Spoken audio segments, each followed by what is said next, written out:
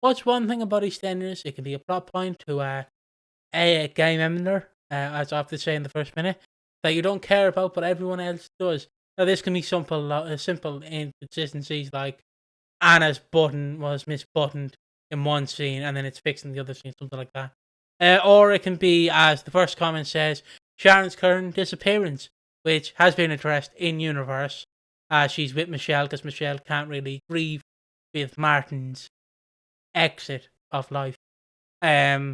Which is Also, Vicky left as well, so yeah.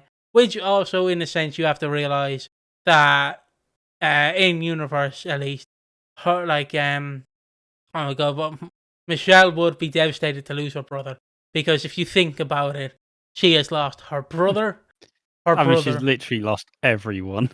She's lost her brother, her mother, her father, her stepdad in a sense. She never met him, probably. She probably never interacted with Graham, whatever his name was. And then, just, and then her daughter leaves, and then it's revealed that Grant knows about Michelle's son, that he's the dad. And it's like, you can see why Sharon has to stay a good 6 months with her. You can see why. Because that would ruin your life, in my eyes.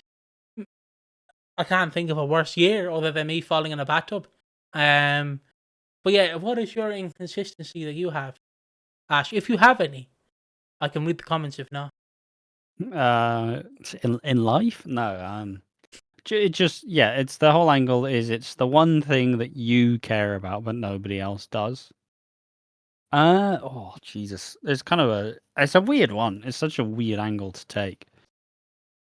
One thing I care, obviously, I'll say the Stalker Sarah Ken storyline, which I just adore, and everybody has the one little niche storyline that they just love wholeheartedly. That like it's a weird ask, but it's like yeah.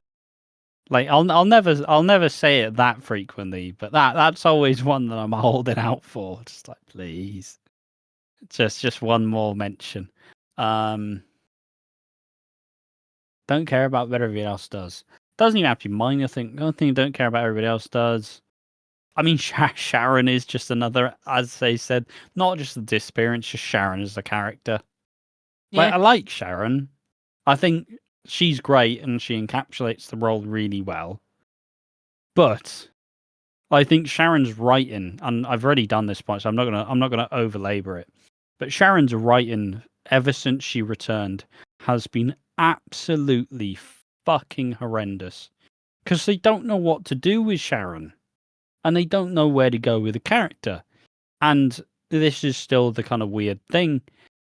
I think this is because they killed off Denny, and this kind of lent for in what would have been now, where we would have had a grown-up, like adult Denny who would have been getting up to all sorts of shit because he is basically the grandson of Den Watts, for crying out loud. Like, and even with Zach, you could have had Zach kind of raised like being his uncle. You could have had Denny kind of becoming who was an absolutely terrible human being as a teenager, grown into probably a terrible human being as an adult. And you get to see Sharon navigate the battles of being a mum, a pretty overbearing mum, to a pretty, I don't even know what the right word is, just a piece of garbage kid. It's turned to adult, I think. And by getting rid of Denny, you just now we just have to wait 20 years for Sharon to have Albie be 20 and then she can be a parent. But by that point she's gonna be a geriatric. So like I don't know, maybe they go the Den and Angie route where she adopts. Yeah. Maybe that's something they do. I think that would be a good idea.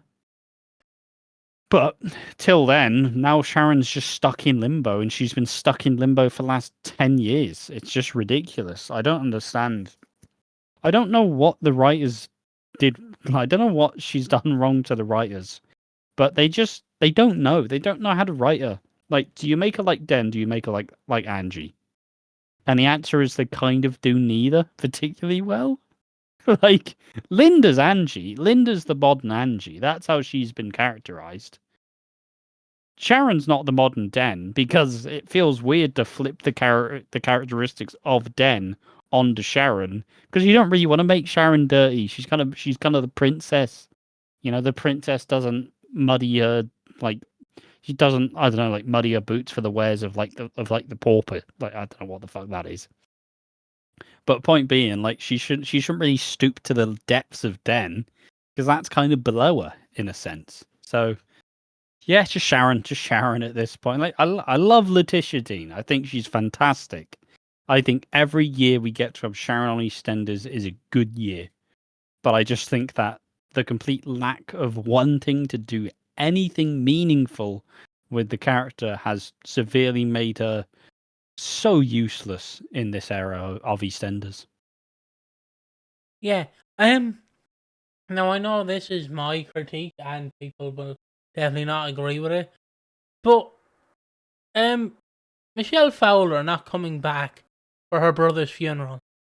Like, I will always lament this. I want people to paint this picture, if you do not mind. She didn't show up for Mark's funeral. She was there for Arthur's, I think. I think she was.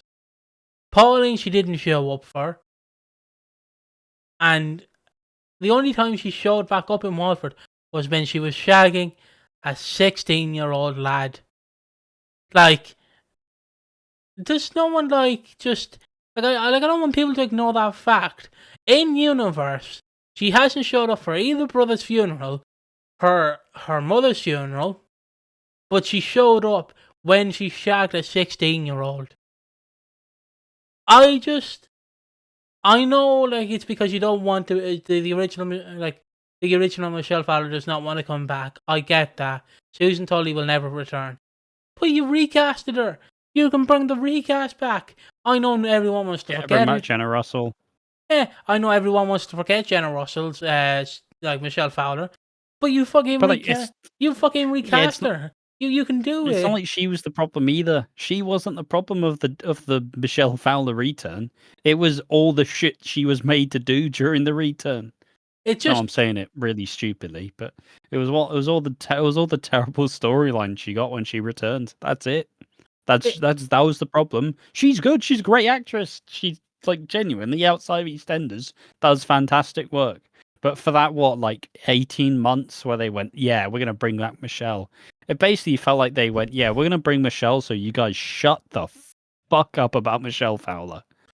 But, and you just did it so dirty that I don't think she's ever gonna get brought back in any way unless Sharon dies.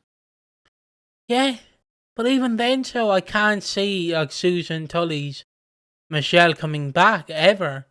But I understand why she does not want to act, which is fair enough. But again, it is the scenario you did recast her. I'm sure Jenna Russell wouldn't.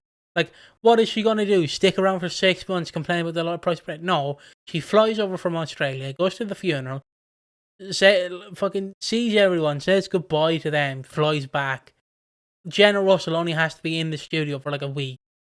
Let's be real. And even then, so how much, yeah, sure, with Vicky being on the show now, and kind of if you really wanted a big scalp, you do bring back Michelle with Sharon, with Vicky, and you actually kind of rebuild the Fowlers from there. You bring in Mark, you probably bring in Courtney's not necessarily a Fowler, but through tangentially with Grant maybe.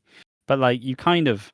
It would be a big move to do that, but it's just probably not going to happen because of the terrible 2017 kind of run, unfortunately. And I'm not going to spend too long on this one because it's basically been done to death on the Watching Walford channel. But the fact that Kat Slater has just been ignorant to the fact of what Alfie did to her previously just always will wind me up. They're going to leave it there, but that will always wind me up, and I'll never stop complaining about it. But we could easily just have a soundboard of it at this point. Yeah. But yeah, it's just we will never address what happened with Kat and Alfie in 2018, and it's just we just have to let it lie. We have to let it go because ultimately the writers don't want to touch it. We don't want to touch it anymore, and it's just there to be forgotten. But it is still there. And it does make all of the Cat and Alfie stuff at any point in the history or now feel 10 times worse. And speaking of Cat, and I don't think many people talk about it because it's been so forgotten. And literally, if you just go back and watch it, you will understand it. But Charlie Slater's death, right, also gives us one of the biggest and, in my opinion, most failed retcons in history. Now, if you don't know, either Big Mo or someone, or Belinda, might have been Belinda, I don't know. But basically, Charlie and Kat had an argument. And then it was later revealed that Kat, when she gave birth to Zoe, she had a twin, which was a male who lives in Ireland now. And you can understand why I'm trying to tread carefully on this.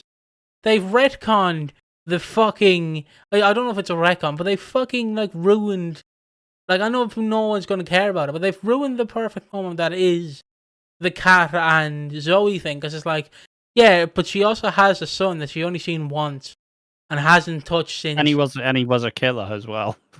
It was so weird though, because they go, "Hey, you actually had a boy as well," which but that was kind of given away, and then you go and he's in Ireland and he's like a priest, and he's a murderer, and they called him something ridiculous like Dermot Dolan or whatever the fuck, and you just kind of go, "Yeah, he doesn't exist." And I still say the thing, even that, and this is probably going to come out the week that Zoe returns, or even maybe further. But it wouldn't be. I know this is just a stretch, but obviously the whole idea of Zoe's return is Zoe's going to return, and she's probably going to reveal that Joel is her son, maybe, possibly. But imagine if the story is, because she said something like, "They're all going to hate me." Imagine if she just reconnected with a twin brother. And maybe she doesn't know of his murderous past, but I'm sure Kat and Alfie do. To me, that sounds way more interesting, because you need more Slaters. You really need more Slaters, and what's the way to bolster the Slaters than bring in another of Kat's kids? I don't know. I don't know what that is. Doing a little dance. I think that would be. I think that would be pretty. Obviously, the Joel stuff's probably going to be equally as interesting, but I'd be super down to see that. But no, we don't talk about Redwater, so. See, it's just the sad reality, because as a soap fan, you want them to acknowledge the past because you feel rewarded because you've watched it, if that makes sense. I know that sounds silly, but you want to be rewarded. Oh, I did go out of my way to watch Redwater. And yes, I did unclock the gun. But still, and then it's but you're not going to acknowledge this. He's just going to be, do you call him? Who's Dermot? I barely know him. And it's but Kat, you've interacted with him. You've done a spin. I know, technically in the universe, she hasn't done a spin-off. But you went to Ireland. You found him. You talked to him. You probably had tea with him. You probably slept in his house. And it's I think it's also just the sheer matter of fact that, unfortunately, why did they decide to do a Cat and Alfie spin-off in 2016 or 2015? 2016, 2005. Yeah, belter. Still a very core EastEnders audience. You can get away with doing it in 2005. 2016, man.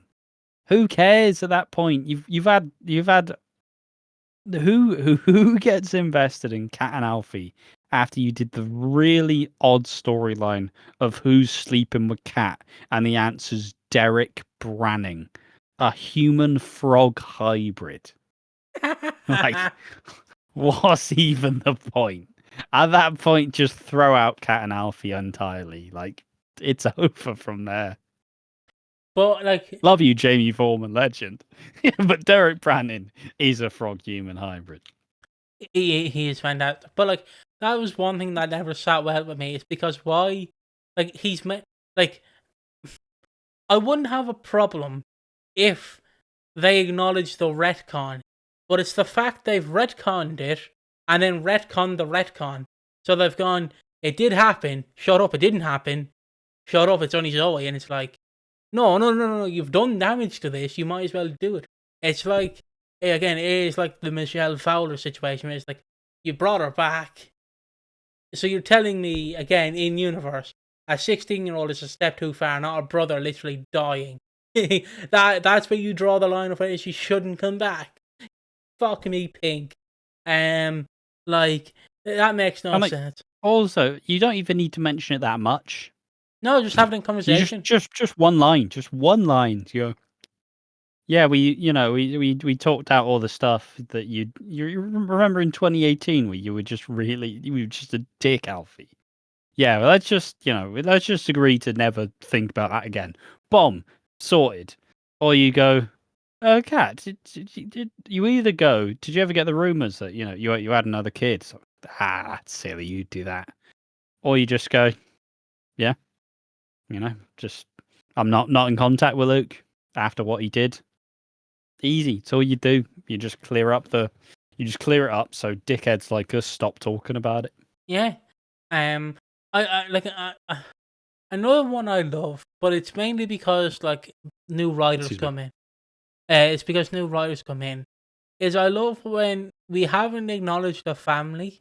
So like the Mitchells, for example, we've only known that Billy Mitchell possibly had a brother. We don't know if he did, but then last year it was like, hey, he did have a brother, and it's like, hey, was he for the past 20 fucking years not looking for him? Where the fuck was he? Because I understand. And obviously, the answer is they weren't even conceived yet. You know what I mean? But in universe, it makes no sense, is what I'm saying, because you think your dad, even if he did have an affair and sleep with another woman, you think he would slip up and be like, "Hey, Teddy, no, I'm Billy. Dad, do you have something to tell me? Who left the stove on?" Like, it's when a family member is just brought into this universe. But like, when you look at the past, it's like, Billy, you'll never have a brother, and it's like, and it's the fact that you have to build into the history that the history is there, but it's just we didn't know about it till now. Yeah, it's just that weird factor. Is like you'd have like Phil in 01 being like, Billy, you'll never be a brother to me. You're just a loser. And then in 2024, it's like, Billy, I actually found out that you do have a brother, and you're not a loser. You're actually a nice man with a good hair replacement, hair transplant. Just nice. That's one thing that Best always hair transplant in soap. Frank Sinatra deserves it. It's just the one thing that always winds me up. It's just that kind of thing. Like when you know the history, but they have to go, yeah, that was the history. But now we're going to even confuse the history even more. And it's like, fuck it. It always winds me up because you have like this family tree laid out, and you have literally every little nook and cranny, and you literally have like, okay, this goes there, and then it's like someone just comes in and drops 300 Jenga pieces on top of your already Jenga, and it's like, fucking hell, what have you done this for? And they're like, I don't know, I just felt like throwing another fucking just Mitchell in decided there. to, Yeah. It's a weird one that I have a nitpick with, but yeah, that's it. It's the other like in-universe nitpick I have is when, unless they're my dad, which don't ask me how I know this, and they delete their messages. How the fuck do like no one have receipts of like for example Ian and fucking Harvey talking about like sports? How come there's no conversation previously? It's just like, meet me at this location at 4 p.m. Harvey, don't tell anyone. No other message previously. It's like, you couldn't go the extra mile of maybe have a, did you get up last night and absolutely destroy that toilet, Harvey? Like, no, nothing like that. Like, no, he's just sent one text. In this family, he's not here. We're going, Harvey, can you pick up milk? We ran out of milk. No. I know that's a weird nitpick, but that's the one I go with as well. There's like, or you just have a text from Stacey to Martin saying, "Would you love me if I were a worm?" And Martin just puts a thumbs up emoji. Classic Martin. I know we've kind of derailed this, but I just to end it here because this is our end of the marathon of filming we've done. Which EastEnders like dad do you think would do the thumbs up classic emote? Like Like, Dad, I'm stuck in a Why ditch. you been the most Irish you've ever been? Which EastEnders character would do the thumbs up emote? Fucking hell. Who do you reckon, though? I reckon Ian All would... of them. Phil Mitchell loves the thumbs up. I don't know why, but you've gave me a great scenario where you have Sam. Sam's like, Phil, Yeah. I need 50k, Phil, and then it's just like, yeah, thumbs up. And just a lovely little treat to end off this mammoth recording session. So I've become mates with one of my neighbours, but you know we now acknowledge each other when we see each other across the street rather than spitting at each other. Yeah. So, and he has these two stunning dogs. I'm not gonna say his name, so I'm gonna call him Stuart, like the mouse. So he drives. So he'd say hi, you know. He has two lovely dogs, and he will pet the dogs. But how's it going? Yeah, sound. Mention that I was obviously going to the gym, and then the one day I'm getting back from the gym, and there's like this like curved path that you go down, and I'm like on the way back, and I see a car like hovering, and I'd look around, and I see what do I call him? I see Stuart looking at me like, "Yeah, mate." And he's slowed down his car. He's driving. You alright, mate? I'm like, yeah. How's it going? Mate? Yeah, going alright. Oh, how was the gym? Yeah, it was good. Went last time as well. Yeah, sound. Drives off, and I'm like, what the like, how bizarre is this? How he's just pulled up in a car like, you and me. Like, what's going on? What's going on? I think the one interaction with my neighbours that absolutely ruined me was me and my dad were going to the shop, and my dad's a bit of a prankster. Ash probably knows this. He's a bit of a prankster, is my dad. And this woman was walking back with her dog, and she said, "You're free to pet the dog." So obviously I bend down to pet the dog. What does my dad do? He comes up and goes, "Hey!" Buckles everyone, and I'm sat there going, "You fucker. You fucker." Like, he just starts petting me and goes, I petted the dog. And I'm like, damn you, That's Dad. what dads are for. Obviously, I wouldn't know that, would I? Well, I mean, you can talk to him still, can't you? Just get a Ouija board out, you know? Or you can just summon Cthulhu, I guess. But yeah, let us know which EastEnders character you think would give a thumbs up in response. I still think the best one would be like someone recreating that famous Hulk Hogan tweet. I'm stuck on the toilet, brother. Send toilet roll. HH. I think it's something like that. That Phil does that to Julie. Just text her that. But yeah, let us know down below what nitpicks wind you up. It can be anything you think of, major, small, or anything in between. And yeah, we'll see you in the next one. Bye bye. Bye bye.